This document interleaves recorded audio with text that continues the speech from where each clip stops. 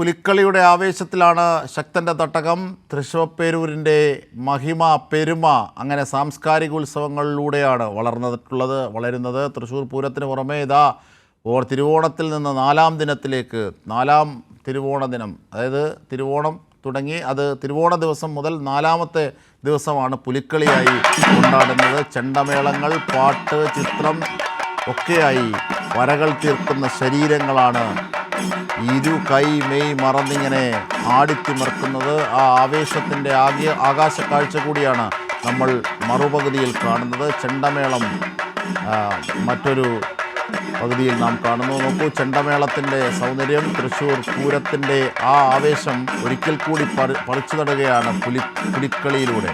മന്ത്രിമാരായ രാജൻ, മേയർ വർഗീസ് ഒക്കെയുണ്ട് അവിടെ.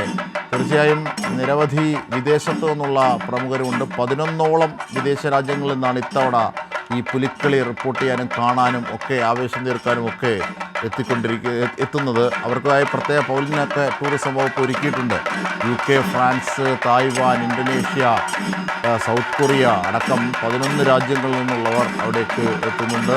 രാജ്യത്തിനുള്ള പ്രതികൾ അങ്ങനെ കടൽ കടക്കുന്ന ആവേശത്തിൻ്റെ കൊടുമുടിയാണ് പൂരം തീർത്തുകൊണ്ടിരിക്കുന്നത്. തൃശ്ശൂർപേരൂരിൻ്റെ മറ്റൊരു സാംസ്കാരിക പെരുമ കൂടി പുലിക്കളി, അതിൻ്റെ തത്സമയ ദൃശ്യങ്ങളാണ് നാം കാണുന്നത്. സ്വാലിഹിലേക്ക് തന്നെ പോകാം. സ്വാലിഹ്, ഈ ഇപ്പോൾ 4:30 ഈ മേയർ അധ്യക്ഷനായ ചടങ്ങിൽ മന്ത്രി അടക്കമുള്ളവരുണ്ട്, പങ്കെടുക്കുന്നുണ്ട്. അവരൊക്കെ ഫ്ലാഗ് ഓഫ് ചെയ്യുന്നതോടുകൂടിയായിരിക്കും ഇതിൻ്റെ ഔദ്യോഗികമായ തുടക്കം, അല്ലേ?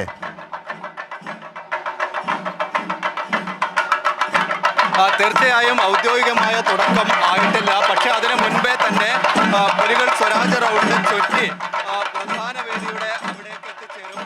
അതിനുശേഷം ഗ്രൗണ്ടിലാണ് ഈ വലിയ ആവേശം നിറഞ്ഞ മത്സരം നമുക്ക് കാണാൻ കഴിയുക.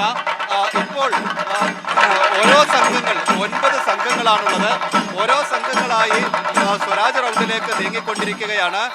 സ്വരാജ് റൗണ്ടിൽ എത്തി ഇതിനെ ചുറ്റും ഇരു സൈഡുകളിലും ആളുകൾ കാണാനായി കാത്തു നിൽക്കുന്നു. വലിയ ആവേശത്തോടെ കാത്തു നിൽക്കുന്നതിൻ്റെ ഒക്കെ കാഴ്ചകളാണ് നമുക്ക് ഇവിടെ കാണാൻ കഴിയുന്നത്. വലിയ ആവേശത്തിൽ പുലികളും അതോടൊപ്പം തന്നെ ആ ദേശക്കാരുമൊക്കെ ഇതിൻ്റെ ഭാഗമായി ഓണാഘോഷങ്ങളുടെ ഒരു കലാശക്കൊട്ട് പോലെ അവർ ഇതിൻ്റെ ഭാഗമായി നിൽക്കുന്നതാണ് നമുക്ക് ഇവിടെ കാണാൻ കഴിയുന്നത്.